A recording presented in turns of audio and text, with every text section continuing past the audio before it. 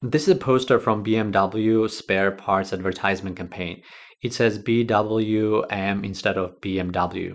On the bottom it says use original parts. You get the joke, right? It's a very clever ad. But that's not the reason I'm showing it to you. I want to demonstrate a huge design concept called white space. White space is empty space around elements, in this case around the BWM title. White space draws attention to the object. It's not just easier to see the object, but it becomes much more interesting and important. That's Yahoo's homepage. There's not much white space here. It's hard to tell what's important on this page. This one, on the other hand, is a whole different story. The importance of white space isn't just in attention and simplicity, it's also your design achieving its primary goal. If your website's primary goal is for people to search, then you better make sure all attention is directed towards that. When we arrive on Google, we instantly know where to click and where to direct our attention. It's much less demanding to search on Google than on Yahoo, and much more likely that we will achieve our goal on Google than being distracted on Yahoo and forgetting what we came for in the first place. White space doesn't have to be white. It can be any color. It's any unused space that is in between the elements. The word white is a leftover from the era when graphic design used to take place only in print and on a white piece of paper. Let's have a look at this example. Say you are working on a taxi app website. You could put a photo as a background and there's nothing wrong with it at all. Or you can use white space to bring more attention to the message and the button. By the way, remember tinting with image overlays? Sometimes you don't have to make the photo black and white. You can keep the image colorful and still add color tint over it, like in this case. You know, a long time ago, before I knew anything about graphic design, I worked as a marketing manager, and as a marketeer, you do need to create a lot of graphic materials, design materials like flyers, booklets, magazines, or posters, advertisements on Facebook or Google AdWords or Facebook covers or whatnot. And I used to work with this excellent graphic designer who later became my design mentor, basically.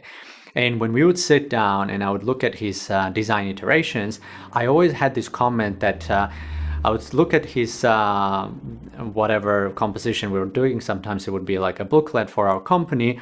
And I would say, oh, why don't you fill this space? There is like too much empty space. And I never liked the empty space when he would make in the designs. And I would always push him to try to fill that empty space with something because I felt it was empty. Oh man, I had no idea back then. This is quite a common reaction with beginner designers or clients who don't have any design training but are looking at the work from a kind of sort of wearing a designer's hat or from a designer's perspective.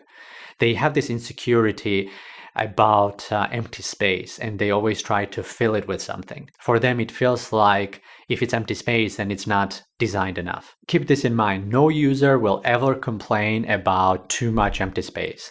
However, they will be annoyed with too much clutter on the page. My personal portfolio site uses a lot of white space. I wanted to bring all the attention to me first, a person behind the work, so I removed all the distractions and pointed the entire focus towards me.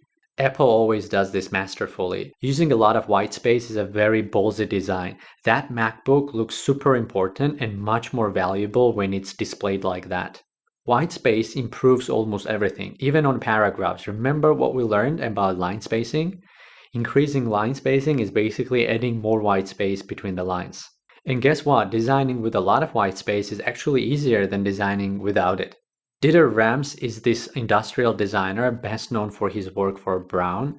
He has coined these popular 10 principles for good design. The closing 10th principle is this: good design is as little design as possible.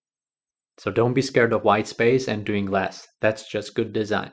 There is an exception with white space. For items that are related and are part of the same context should be closer to each other. Putting white space between them will disconnect them and will feel like separate, unrelated objects. Just like we learned in the lesson about proximity. For example, the headline and the paragraph on this page. White space will disconnect them from each other.